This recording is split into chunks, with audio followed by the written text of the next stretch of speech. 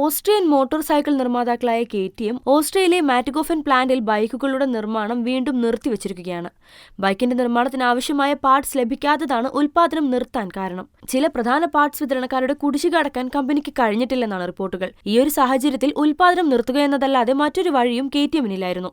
ഒരു തവണ നിർത്തിയ നിർമ്മാണം 6 ആഴ്ച മുൻപാണ് KTM ഓസ്ട്രിയയിൽ വീണ്ടും ആരംഭിച്ചത്. ഇതാണ് വീണ്ടും നിർത്തുന്നത്. സ്ഥിതി മെച്ചപ്പെട്ടു കഴിഞ്ഞാൽ 2025 ജൂലൈ മുതൽ ഉൽപ്പാദനം പുനരാരംഭിക്കാൻ പദ്ധതിയിടുന്നതായി KTM പറയുന്നു. മുൻകാലങ്ങളിൽ KTMന് വലിയ നഷ്ടം നേരിടേണ്ടി വന്നിരുന്നു. ഒരു ഘട്ടത്തിൽ കമ്പനി വിൽക്കുകയോ അടച്ചുപൂട്ടുകയോ ചെയ്യേണ്ടി വന്നിരുന്നു. ഇപ്പോൾ KTM വീണ്ടും അതിന്റെ ഐഡന്റിറ്റി ശക്തിപ്പെടുത്തുന്ന തിരക്കിലാണ്. പിരിച്ചുവിടലുകൾ ഒഴിവാക്കാൻ മെയ് 1 മുതൽ ജൂലൈ 31 വരെ ആഴ്ചയിൽ 30 മണിക്കൂർ പ്രവൃത്തി സമയം ഏർപ്പെടുത്തിയതായും റിപ്പോർട്ടുകൾ പറയുന്നു. നിലവിൽ കമ്പനി സാമ്പത്തിക ബുദ്ധിമുട്ടുകൾ മറികടക്കാൻ ശ്രമിക്കുകയാണ്. വെയർഹൌസുകളിൽ സൂക്ഷിച്ചിരുന്ന ലഭ്യമായ വസ്തുക്കൾ ഉപയോഗിച്ച് ഇതുവരെ 4200 മോട്ടോർ സൈക്കിളുകൾ മാത്രമേ നിർമ്മിച്ചിട്ടുള്ളൂ.